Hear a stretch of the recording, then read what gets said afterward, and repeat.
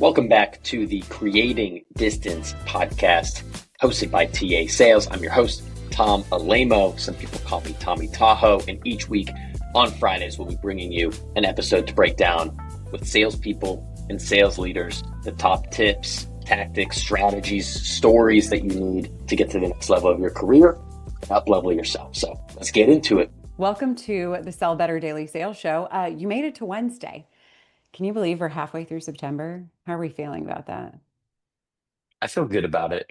Yeah? I feel red. I feel positive. I feel excited, but I feel like in another way, it's still March somehow. Yeah.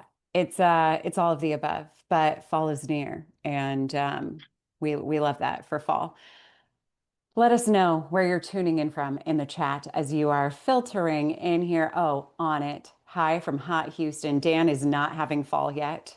I see Chicago, Arizona. Oh, Chicago. Listen, Shout out to I'm there next week. Chicago. We're having a party in Chicago next week. I know it was not on the docket, but Kevin, if you can drop that link elu in the chat for all these Chicagoans. Is that the correct way, Tom? I don't know. What do we say? Yeah, I think Chicagoan is the appropriate term, but you nailed it. Chicagoan. Awesome. Welcome in. Philippines. Glad you're here. We've got the UK, we got New York, we got everyone. Welcome, welcome. So glad that you're here joining us today. If you're a regular, welcome back. Glad to see you. If this is your first time in the room, we do this every single day, almost every single day. The entire schedule. You can see it all, sellbetter.xyz, or by scanning that QR code on your screen. If you would prefer to be able to listen on the go as you're out on your walk or your bike ride or your daily commute or wherever you are, you can also find us in podcast form anywhere you like to podcast listen at The Daily Sales Show by Sell Better, or you can check out our YouTube for some short and long format how-to videos from a whole bunch of different people. Check us out, Sell Better on YouTube as well. Today, we are going to talk about emails, cold emails. Give me an emoji for how you feel about cold emails in the chat. And as we're doing that, I want to see like the core, like what emoji really represents the core of cold email for you. While we're doing that, I want to give a huge shout out to our partner, Zoom Info.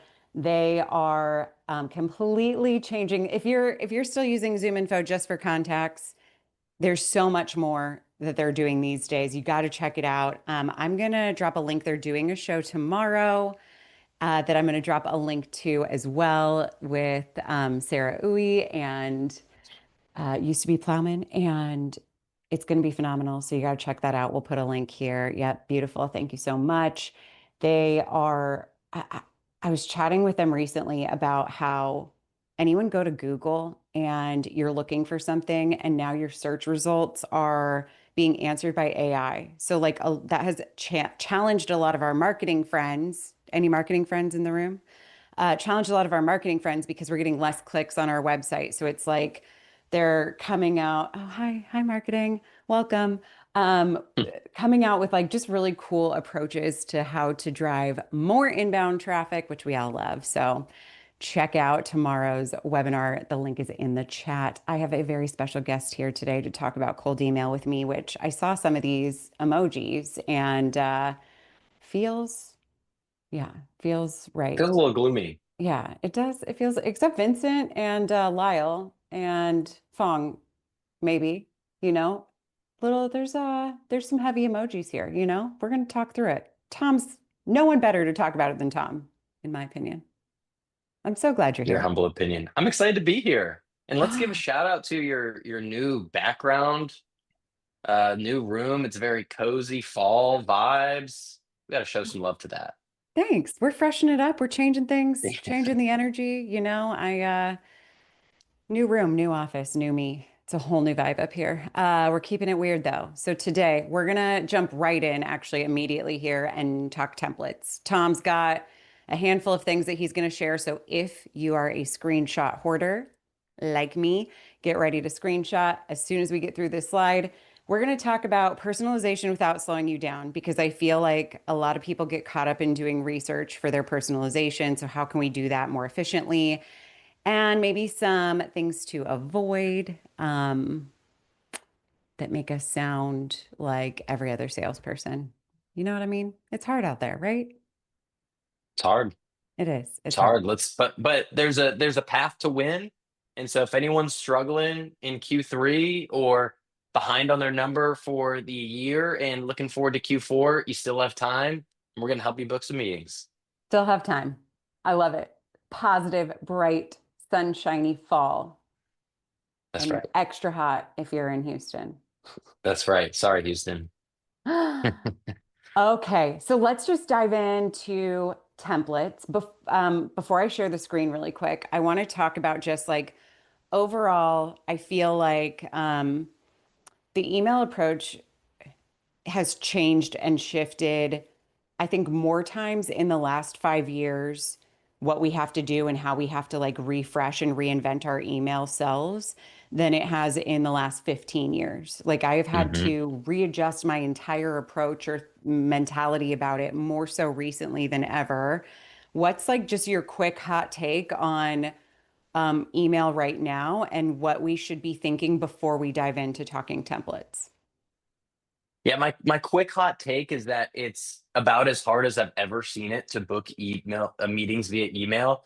For me personally, for teams that I coach, for people that I just talked to on the street, generally speaking, they still can happen, but it's a different approach. So when we talk templates, here's how I want people to think about it from my perspective. Sending an entire template email that's 100% pre-written is not going to land you meetings. Maybe if you work at one of the top 0.1% companies and you say, I work at Google, I work at Salesforce, etc., the name recognition can bump you in the right direction. But for everyone else that does not work at one of those companies, which is me, um, you can still template, but maybe you're templating 50% of the email. Maybe you're templating a part of your value prop, but the more personalization and creativity into your subject line, first line, maybe even second line of the email. Throw a PS in there. We'll show some examples in a minute. But the more personalization that I'm putting in, more of like a you know like a high quality, lower quantity approach is working a lot better for me and a lot of the teams that we're working with right now. Yes. You same with you? Yes, to be honest, like I've shifted. Email is a second channel now. Like for me, I know that can be hard depending on, I mean, let us know in the chat what segment you're serving, because I think that's a big factor, who your Yep. clients are. I think it's also like if you have strategic accounts or your enterprise, it's different. If you're Yep. SMB, you have to rely a little bit more on like the mass quantity and trying to really push that way. So I do think that there's some nuance in it, but it's really kind of a secondary or follow-up channel for me now. I'm still using Yeah. it 100%, but I do think it has to be special and I have to sound different and across the board for everyone. Yeah. Ready for a Agreed. ready for a template? Let's go template time.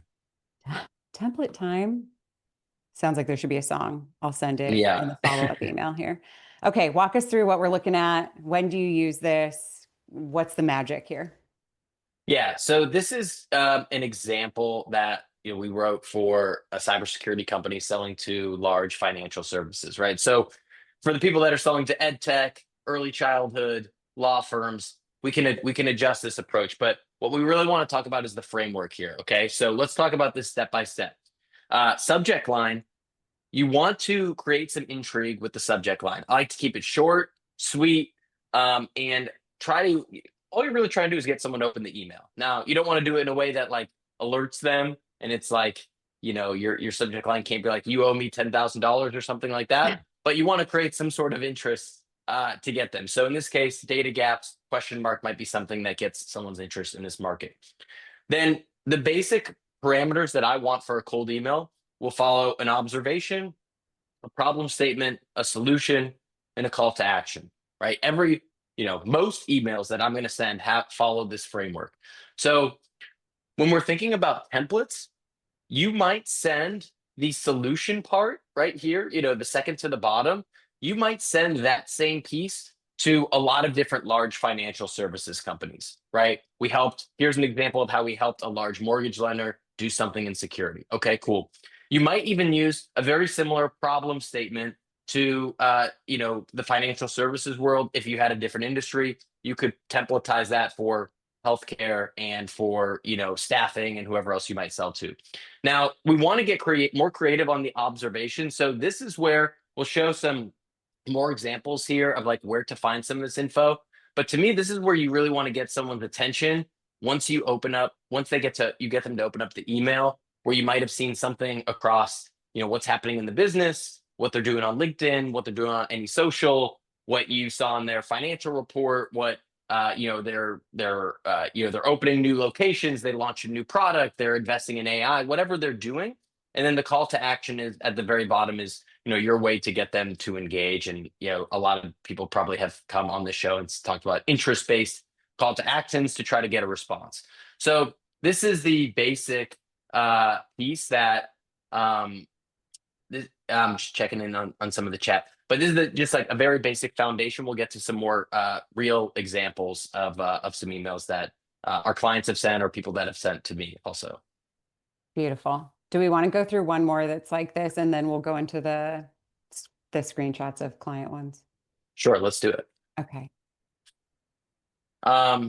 So actually, let's keep. Well, I'll say one other thing. So these are pre-written as just kind of like some baseline ones.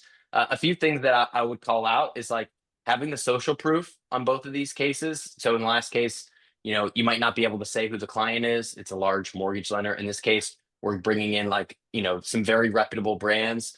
I also like a little bit of a PS or an either way at the end to sometimes soften up your ask of who you're going after. So that can just lighten it up as like you notice something about the business, then you're going for the ask, and then it's like PS, something that you found in your research, or either way, congrats on the growth, or love the podcast that your CEO was on, or whatever it is that you found in your research. So let's go maybe into another example where we can show this in the wild too. Okay. In the wild. Here you go. In the wild. Yeah. Okay, cool. So this is one that booked a meeting. So all of these examples I'm going to show were ones that booked meetings. So here's one of, same thing. We're getting straight into, you can see at the top with the subject line, marketing strategy. This person's selling something as it relates to, marketing and website strategy. All lowercase. Like some of these things, I like to do all lowercase subject lines, some of these little hacks that get people's attention and get people to click. The thing that, stands out to me is that this is also extremely short and sweet.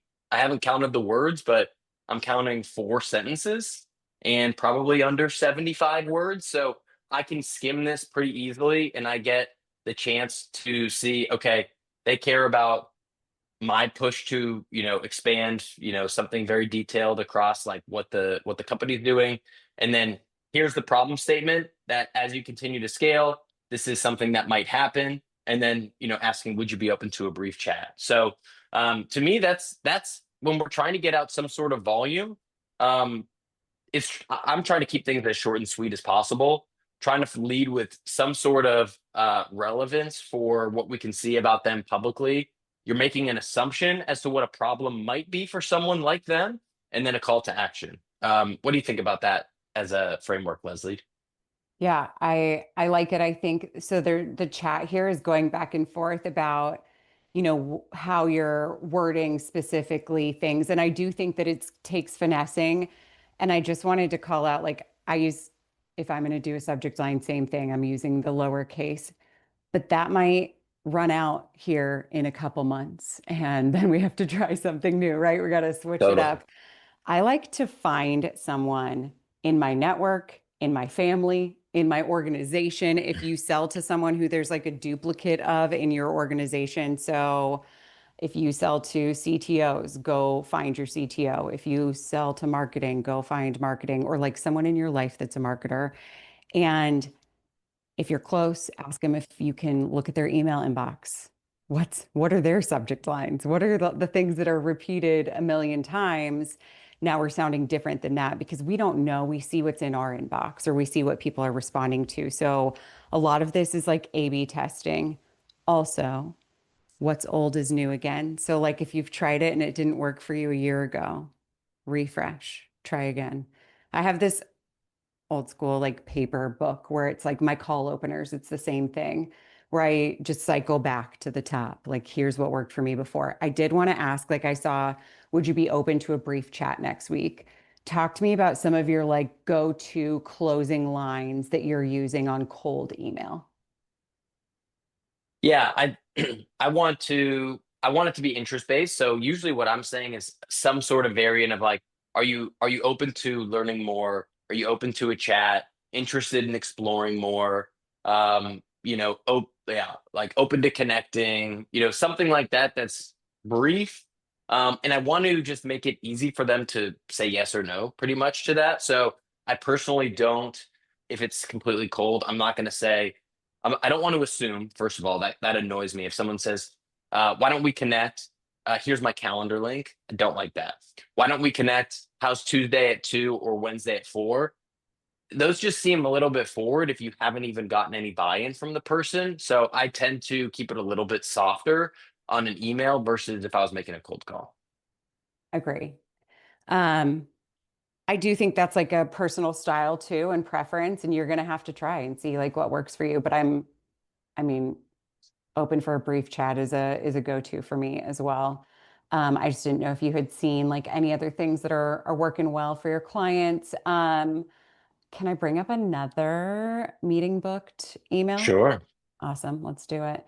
If you have questions for Tom, there's a Q&A section at the bottom of your screen on Zoom, and it will filter to a specific place for Tom and I. So if you have questions for Tom, you can pop them into the Q&A section. Tom, Yeah. So talk to us. this is a meeting that got booked with Sean, who's actually one of the coaches on my team that he shared out. So let's look at the personalization here, right? So my white whale as a subject line is, referring to, white whale being like a dream get for someone as a client or something like that or meeting, right? So that's intriguing right off the top. Now we look at the first paragraph, right? This person has clearly done their homework, right? Talking about the posts that he's been putting out on LinkedIn. Here's all the gold that you've been putting out, and then the post about your white whale resonated with me, has a harpoon reference. So again, like I can open this and I can read this for 3 seconds, and I know AI did not write this email. Okay, so that is a pro for me at first. Now they're coming with a perspective, right? I've already chatted with the folks at your company. Here's what's going on. Okay, so now they're showing some credibility that they've already even talked to people at the company. So we're not even coming in completely cold here to someone that's at a director level. And then we get to, hey, I've seen this person's on mat leave, but and I assume that, you're trying to do this, was curious if, this was on your radar. And then again, they have kind of like a soft check down. If not, feel free to tell me to kick rocks and get out of your inbox. So there's a little bit of like light humor there. So to me, I would rather send, 20 of these emails versus 100, more generic ones. And, you're going to need to find the way to personalize this. You're going to need to do a little bit of homework. You don't always have to chat with people at the company, especially if you're on a higher tier volume that you need to hit in terms of meetings. So take that. If you're selling enterprise and you don't need a bunch of meetings, but you need like a high dollar amount, that is the move. If you're selling lower and lower deal sizes, you probably don't have the time to do all that legwork. But that level of personalization is what's going to break through to people, especially a busy executive that is going to be able to at least respect the effort and thoughtfulness that you put in a world where their inbox is 99% AI and complete automation. Okay, a couple things. First off, Yes. I'm curious if that sales rep is in Boston because I feel like kick rocks is such a Boston thing to say. Everyone I know It in might Boston be. talks about kicking rocks a lot. I don't know anyone in Boston in the chat. Then I I really like this idea and pound sand. Yeah, exactly. I the idea of I get a lot of emails that are like, "Hey, I saw you on this podcast, or I saw this post you made and it was great."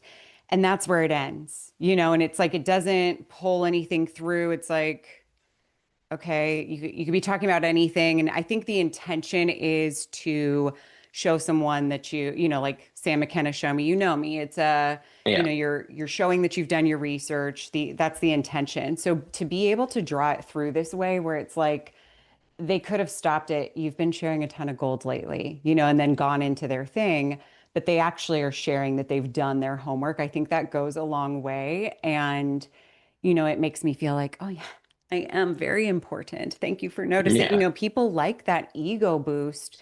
So really diving in and saying like what resonated with you or drawing it back to your product or offering in some way is the place where I see people miss that personalization step the most. It's just like, hey, I saw this, and then they move into buy my software. So I think this is a really great example of like tying it in and pulling the thought through the whole email. Yeah, totally. I mean, if I were to just like go through my own inbox right now, like the opening line for a couple of emails. Saw you're helping salespeople create revenue machines, Tom. That's the first line to one. Saw TA Sales works in the sales training space. Great research. Like these Right. are the actual top two or three emails that are just like, chronologically in my, hey, are you accepting new coaches at this moment? We can provide you with like there's no personalization that's doing any sort of research that, helps it stand out. Or like surface level personalization. Like, I know what industry you're in. Hey, I see you're in Yeah. manufacturing. It's like, okay, and what, right? And it can't just be like, we help lots of manufacturers. I think like there really is, when you're talking about that personalization to win the day, it is doing a layer deeper and trying to pull it together. So if you are enterprise, if you are strategic accounts, if you're, even mid-market to an extent, like you have the time to do this for each individual one. If you're SMB mid-market and you've got a huge patch, pick your top tier accounts or look at, intent signals to see where you should be or people who could move in and out of that top tier because they're visiting your site a lot or they're doing something that would mean that they're a higher propensity to buy. So like you can choose who you're going to spend all this extra time on. You're not necessarily going to do that for everyone. You have a really great kind of flow here. We can chat through quickly about how we can do this with better time. I'm going to bring up a screen here, talk us through what we're looking for. Yeah, so maybe just to give some extra context to that, like what you're saying is exactly right. So if one reason you're not booking a lot of meetings could very well be you're just not going after the best targets.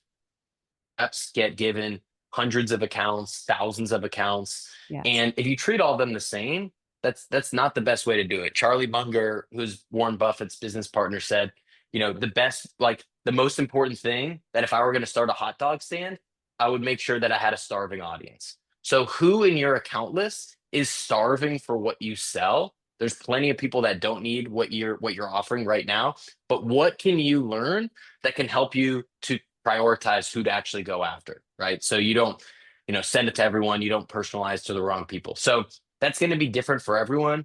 I found that anything I've sold, usually there's three or so triggers that really stand out as at least being good first steps as to me being able to think that there's some actual pain there. We might you can't always know from the outside, but at least gives you a good step. So common ones like this are, if you really just crush it in a certain industry, like no one's better at serving, the law firms that are in the Charlotte area between, 50 and 250 company size, then I would rather spend more time really personalizing notes to that niche than you trying to blast out to every law firm in the country. You're going to have more success fishing in that smaller pond. So try to figure out if it's like industry company size, if it's something to do with things going on in their business, right? Like they said that they're investing in AI, great. That's what you sell. Go attack that. If they make some sort of news around, a funding round or an M&A round,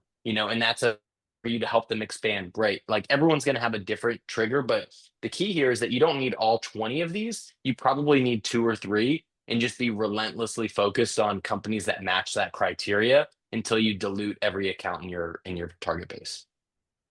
And that's at the account level. You also Yep. have the prospect level. Yep. What's the difference if I'm building lists here? If you're building lists, like the first step that I would do is I would prioritize by the account. Because even if you get someone that might be really interested, if there's not a specific need at the business level, it's going to be really hard to make a case for it for them to Yes. buy whatever you're selling. So I would prioritize and I'd spend most of my time on the top 10 to 20% of accounts that you have in your territory, roughly speaking. And then within there, you probably have a couple different people at an account that you would sell to. So if you're selling HR stuff, you might go to the CHRO, you might go into talent management, you might also care about the CFO and some other kind of like tertiary roles. And then within there, you're trying to find who benefits the most from what you sell, who might show something on LinkedIn or somewhere else that it might show that they have a good time, right? They're hiring on, they just landed a new job. They came from a customer of yours onto this, company. Again, two or three things that seem to work really well for you, and try to keep it simple. And then, you can even use. I'm sure can't have a webinar without talking about AI. Like if I was sending that email to Sean, and I identified Webflow as a good account, and Sean is the director of sales. So if I'm selling sales stuff, he's a good target. Like I would have just gone to AI and said, I want to reach out to Sean Gentry. What are his last five LinkedIn posts about that I can talk about in my email? Right. And like they don't have to even have read the one about a white whale and other stuff. It could have just laid out, yeah, in the last week, Sean's talked about white whale prospecting this and that. And so you can formulate that and write your own email. So you can be a little bit quick and speedy so you don't spend 3 hours researching each person in each account. But you want to be, balance, trying to be quick with being thoughtful. And I think if you have to skew in one direction, I would focus more on being thoughtful right now because AI is super quick and you're not going to be quicker than that.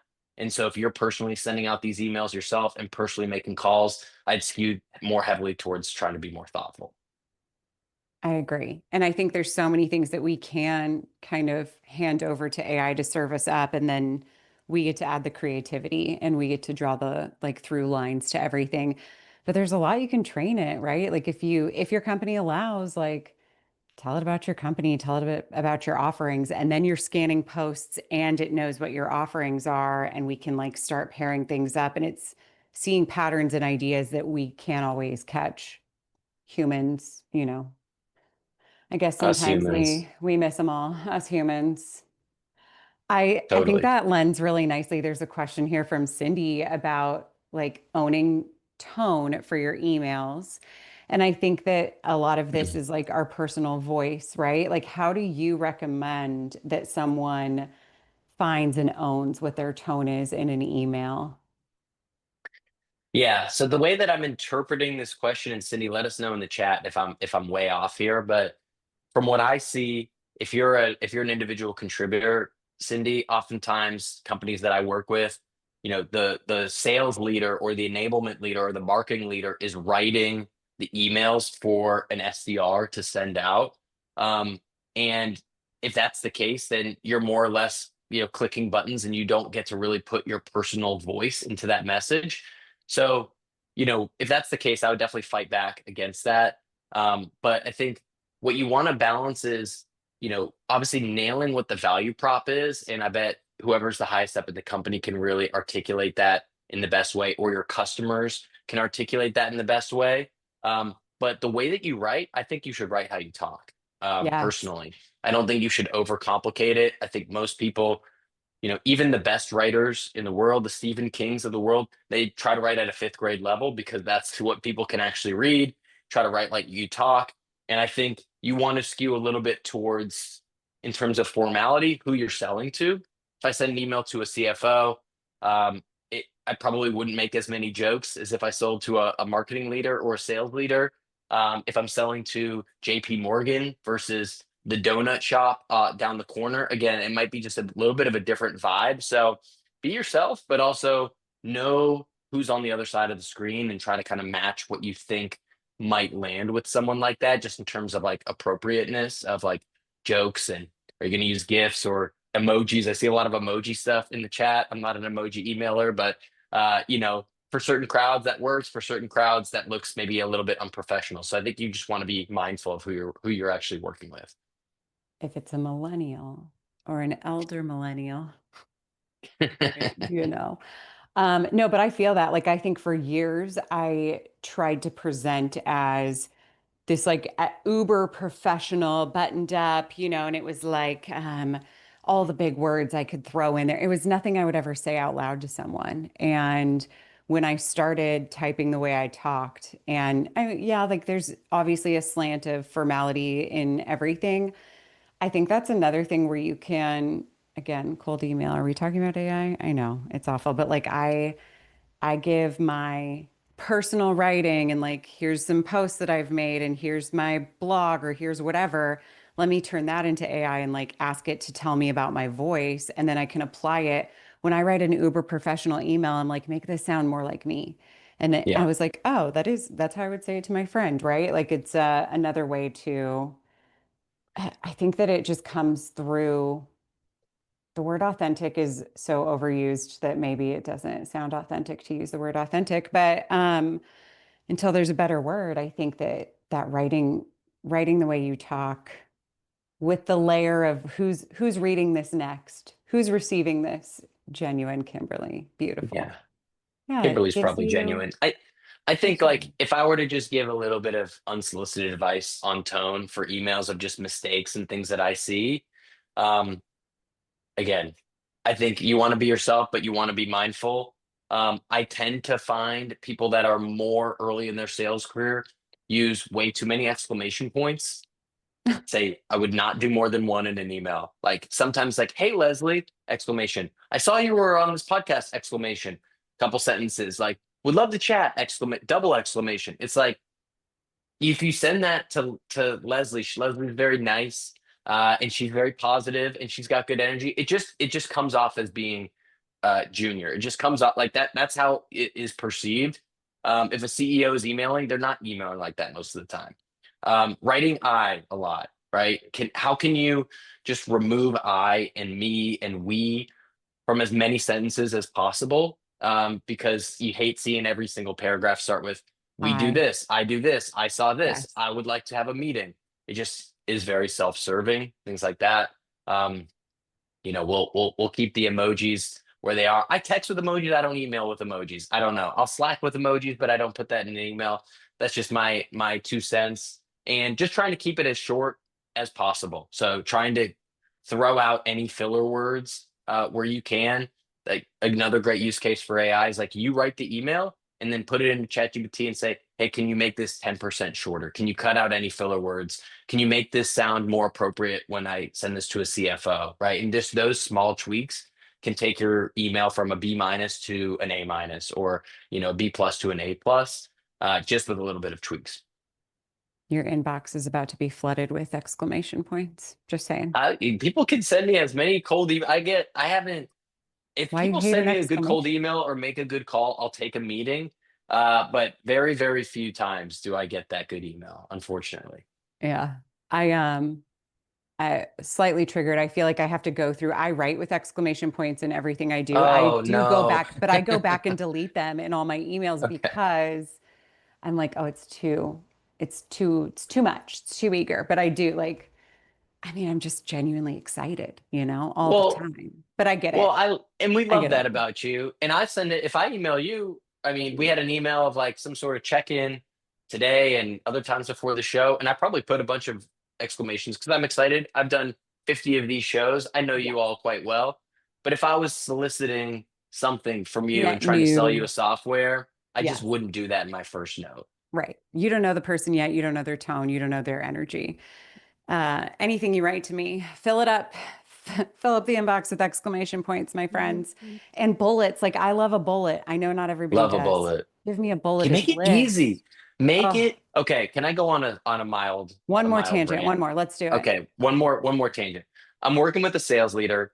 and she is in a renewal whole kind of like sales process with a company that is in the sales and marketing tech world that everyone on this call knows. I will not name them. But her whole complaint was how hard it is to buy. She's like, I have budget. I want to buy this. I've already used it. Let me buy it. And they're Hmm. making it very difficult to land a certain call, to get price it, make pricing clear. And so that just leads me to the bullets. Like bullets are easy to read. Make your call to action easy to respond to. If Yes. someone responds to your email, respond quickly back. Don't close the laptop with unread emails from potential prospects. Speed matters. Like all these small things really matter. And in a world where, generally like a lot of people are slow and, don't have urgency, some of these things of just like make it easy for people to buy from you can make you make more money between now and the end of this year. Yeah. You talked about, and like psychologically, like you talked about the eyes and the we piece too, and people are more interested in what we can do for them. And without noticing, we typically scan the left side of the email. So, like, that was Mm, another piece of moving that. And then making it easy. Like, if someone's trying to hand you the credit card, take it, don't push it away. That's not our process. Take the credit card. We'll figure it out. Um, yeah, totally. Marina asked, she wants to go back to the subject line topic Okay. and wanted to go a little bit more in depth. Are there specific things that you're seeing not working that maybe were really popular, or what are like, we talked about lowercase, 1, 2, 3 words. That's typically what we're seeing too with ours. I know a lot of people talk about sounding internal. I think if you can reference like a specific person's name, I mean, that's a thing sometimes. What are your go-tos, Tom, or your rules? Yeah, so let's just take a step back from, and I'll give some like specifics, but let's just think about you're sending an email to a very busy person, probably. We're all busy. Okay. So this other person's probably busy. They're probably very senior. They're C-suite. They get hundreds of emails, truly hundreds of emails from employees, from partners, from random people, from subscriptions they signed up for that they wish they didn't. Okay. And the mental filter that I will personally use when I'm getting all these emails is I'll do a quick scan and subconsciously I'm asking myself, do I know this person's name? If no, if yes, great, I will open it. If no, move on to the next. Is the subject line something that is either like really exciting or alarming to me? Like you owe me $10,000 would be quite alarming. Or, will you trade my team today would be very exciting. If no, I can read even like a couple of like the preview words to see where they go. Again, is it exciting? Is it alarming? Is it familiar? If I get 0 out of 3 and I get Leslie Douglas, who I've never met, and a generic subject line, and then the first few words are, hey, looks like you do sales training, dot, dot, dot. Not opening that email. I am 0% opening that email. So that's the filter that we need to come across. So if you're going cold, they probably don't know your name. Okay, so we're 0 for 1. We've got to nail the subject. We have to have something come good on the subject line. So to me, it's got to be on point, and it can't like things that I see that I don't like are ROI, like numbers, ROI, claims. We can double your team. Uh, we can 10x your revenue, like things like that.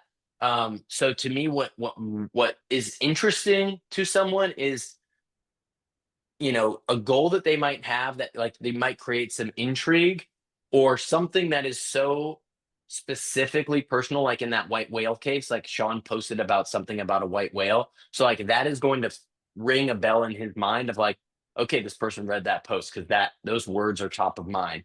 So, people that are hiring, you might ask about like your hiring plan or your head count. You might talk about the webinar I did with Leslie. You might say like your webinar with Leslie. Be like, if someone sent me an email right now that said that, I would open that because be like, what about it? Did you like it? Did you hate it? Does that make you want to hire me? Are you going to insult my exclamation points? What are we going to be talking about? So I know that was maybe more than what Marina bargained for this, but like in those three categories, there has to be something that excites me or intrigues me, or I'm just simply, as a busy executive, not going to open the email. Yeah, I think most people, conscious or unconscious, are going through that bucket. I mean, I'm sure, let us know in the chat. Do you do that too? You're perusing your email and it's like, it's one more thing in our day. How can I simplify this? Do I need to respond to this? Does this need immediate attention or not? And usually if it's not, like, I'm going to mark it. Am I going to go back to it? I don't know. It's like you're really fighting with a lot of other things in there. So it's got to be something that's really going to catch my attention. We got a few minutes left. I do want to share. You have a great, we were chatting about it comes up in every single cold email. It's like following up without being annoying. You know, haven't heard back. Talk me through kind of what you do. What's your typical go-to real quick before we wrap up here? Yeah, I mean, so there's a few thoughts to this, right? So we're thinking about following up. Even if you send the perfect cold email, the odds are not the person's not going to read it and respond to it, even if you did a great job. Again, they're busy, so on and so forth. Okay. So we have to accept that following up is part of our job, and we need to be relentlessly in focus of if we think someone's a great prospect, trying to get their attention and trying to see, if they're interested or not. So to me, that means a lot of touch points on email and call and LinkedIn and other things. So hopefully we're all on board with that and not just sending one email. If we are on board with that, then the question is, well, what the heck do I say to people? And I think a combination of multiple potential problems that you can bring up. You Hmm. can send ideas, you can send case studies, you can send content. But sometimes it's easy just to send like a templated, bubbling this up, following up. And something that I like to do is just add a little bit of extra personalization. So if I was selling account-based marketing software, I might, instead of saying, "Hey Leslie, any thoughts?" I might say, "Any thoughts on moving from a lead-based to account-based approach? Is that something that you're focused on?" Right. So I could send this same email to every single person that I think has that pain point. And it's just a little bit, it's like the extra 10% past, hey, just following up, just bubbling this up. So I'll use things like that. I'm very anti breakup email. I'm anti, does this find you in the mouth of a crocodile or, something like that, Under a like filing cabinet. ABC. Yeah. Yeah, I just, hey, if you're doing that and it works, God bless, keep going, keep creating pipeline. For me, I just think that's just not my style. So, trying to find new and creative ways to reach someone. I might, if I sold to a sales leader, I'd send them Leslie's webinar. I'd say, hey, you know, haven't gotten in touch with you, but I loved what Leslie had to say about exclamation points in this webinar. Maybe it's helpful for your sales team. Just small little things like that that I can get some volume and it just looks a little bit different than the following up emails. I love all of that. I also will do like a give. So if there's something big that I could give them, like I don't know if anyone has a PLG motion where you're product led, like, hey, by the way, like I got approved to give out a couple of extra credits for a free account. Yeah. Wanted to see if you're interested. Then you could send it or not send it and send it as a second email. Or hey, here's a I don't know, calculator for something, something, any like little give that you can give them that would be valuable to them and they could use without necessarily having to buy your product or take your demo or do whatever, letting them do something on their own, whether it's a playbook, a blog post, or this, that, or whatever. Again, you're showing up in a different way. You're being helpful. It's another touch point. It's another email, potential opportunity. Love it. Okay. Marketing events, webinars, Yes. free Yes. credits. Give them something. Yeah.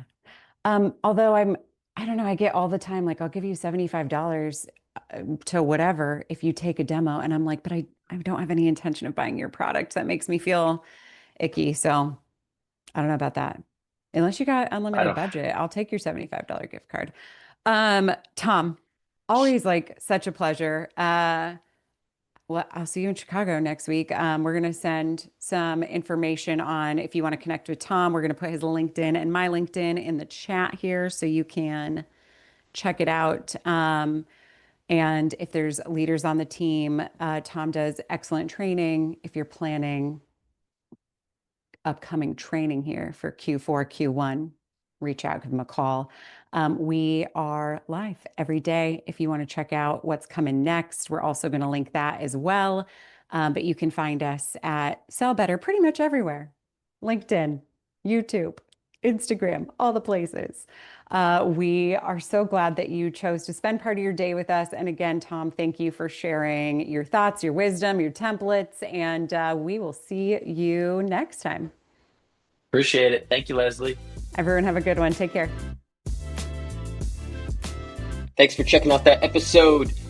Two quick things as a takeaway. Number one, we would feel honored if you left a review wherever you're listening to this podcast, is on Spotify or Apple or YouTube, to just let us know how we're doing, what else you'd like to see. If you'd like to learn more about us, you can check us out at tasales.co. Love to hear from you there. Much love. Have a great week.